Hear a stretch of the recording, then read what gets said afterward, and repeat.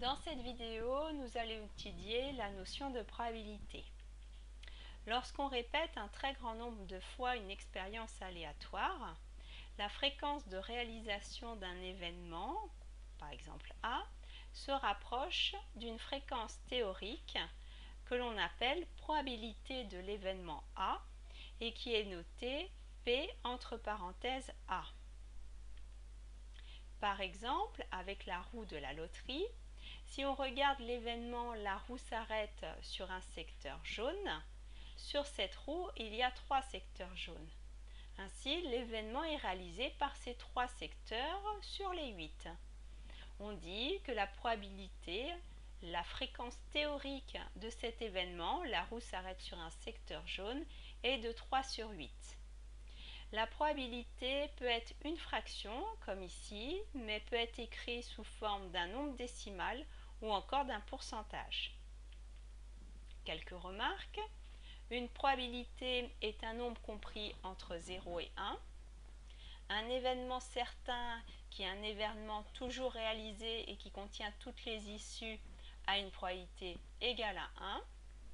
Un événement impossible qui n'est jamais réalisé, qui ne contient aucune issue, a une probabilité égale à 0. Un petit peu de vocabulaire. Un arbre de probabilité est un schéma représentant une expérience aléatoire et une branche représente un événement. Lorsqu'on fait apparaître les probabilités des événements, on dit que l'arbre est pondéré. Ainsi, en reprenant notre roue, lorsqu'on la fait tourner, il y a 4 issues possibles, secteur bleu, secteur rouge, secteur jaune et secteur vert.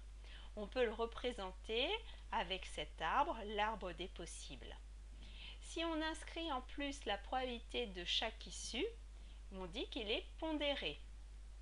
Comme il y a 2 secteurs bleus parmi les 8, la probabilité que la roue s'arrête sur le secteur bleu est 2 sur 8.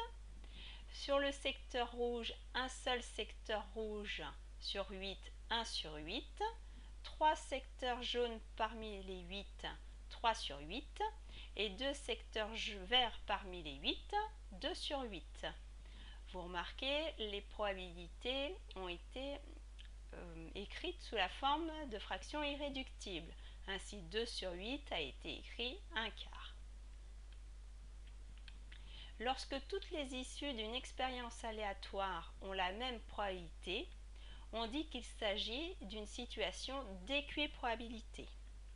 Comme par exemple lorsqu'on lance un dé à 6 faces et qu'on regarde le nombre de points inscrits sur la face du dessus. Si nous étudions l'événement la face du dessus est 4, quelle est cette probabilité? Dans cette situation, il y a 6 issues équiprobables. La face du dessus est 1, 2, 3, 4 jusqu'à 6. Et la probabilité de chaque issue est une chance sur 6, 1 sixième. Ainsi, l'événement la face du dessus est 4 est également d'1 sixième.